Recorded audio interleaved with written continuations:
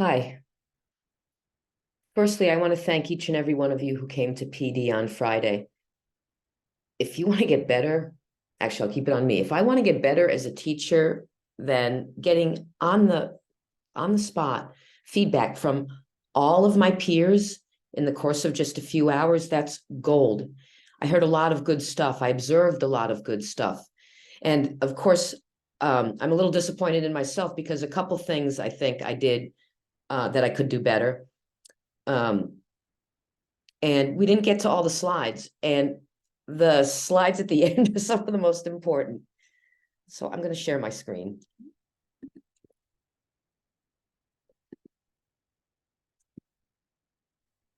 least I think I am. Okay. One thing that I really want to do better next time is getting you more comfortable with this basic oral vocabulary routine. It's very easy for everyone, students and teachers alike, to go into sensory overload because everyone's trying to talk at once and it's unclear what the expectations are. But I do want to take you back to the thought of how Dr. Archer did it, where she had them facing out in twos and just could very quickly bend down, listen very carefully, and zigzag around the room instead of everyone facing one another and yelling over each other in an echoey room. So please try your own turn and talk routine. You can use this certainly as inspiration, but definitely I would change the way we seated if we were to do turn and talk again. And then I don't know if you made it to this part with me in the slides, but here's another activity called Degrees of Meaning, and this is right from Hennessy. Can you put these words in terms of hottest to coldest? There's any number of variations on this, but it shows that there's more to life than mad, bad, glad, sad, annoyed.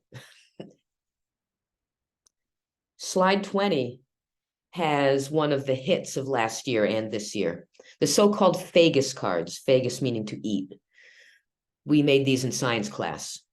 I'll click on this link. It's probably going to ask me to make a copy. Oh, no, it doesn't. Okay, well, it does. So kids get this in hard copy, and I've already made little tears in them, little cuts, so that they just have to rip them the rest of the way and it doesn't get super messy. And then we slide them around to make words. The modularity of English becomes quite apparent when you realize that jest, which is Latin for carry, can be both digest and, actually that prefix isn't on here, but ingest. And the next time somebody maybe sees something called jest, even in the word gesture, how could that be interpreted to its essence, which is to carry something from the Latin? Driving home the point that morphemes, the smallest meaningful parts of the language, are an important focus when we talk vocabulary with our kids.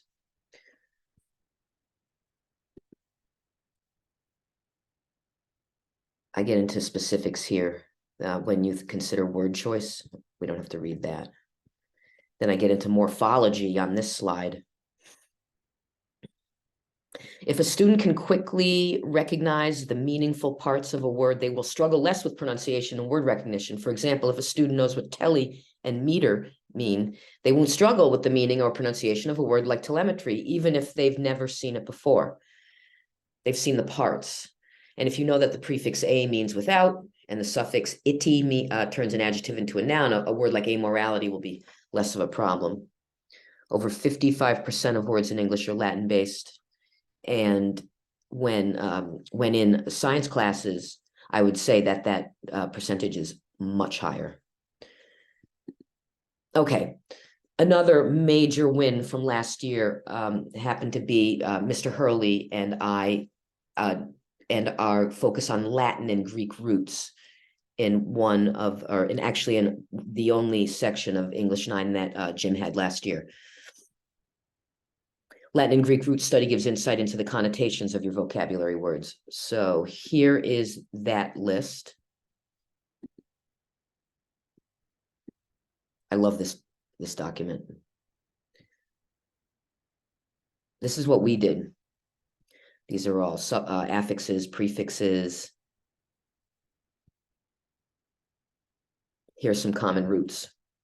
We literally projected this on the whiteboard and had mini whiteboards in front of the kids, just like you had at the at PD. And then we set a timer. I used one of my sand timers, and we said, how many words do you know with act in it?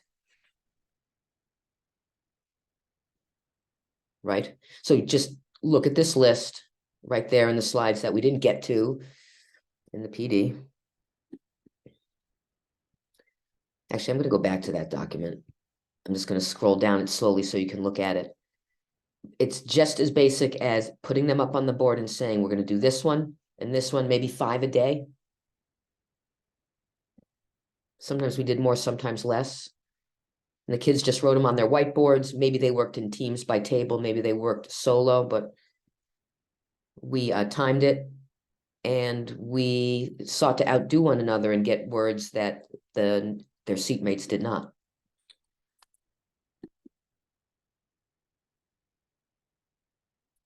I recapped the recommendations I made in the PD, and then I wanted to add this.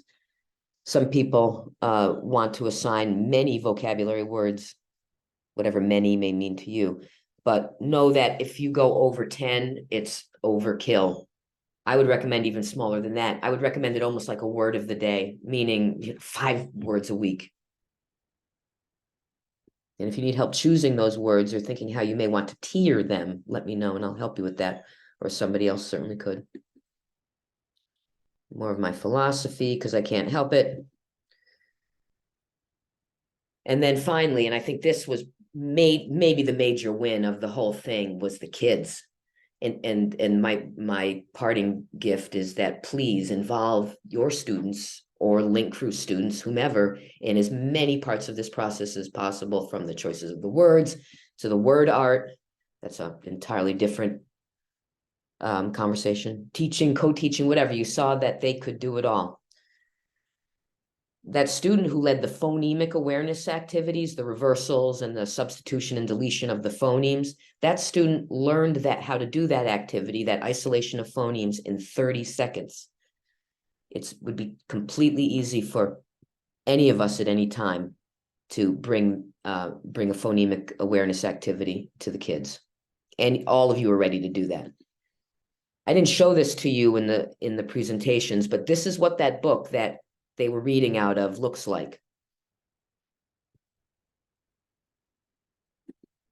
Right? With the Vergules, see it? The noise, it's not anything about the spelling, it's just the sound that makes.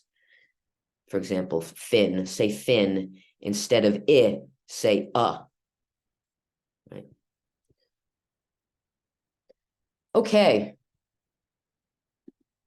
I just wanted everybody to see those slides, and please refer to this presentation at your leisure. If there's anything I can do for you, please let me know. Thank you so much for your feedback.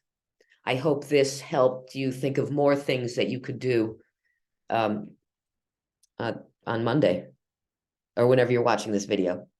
All right, have a great day.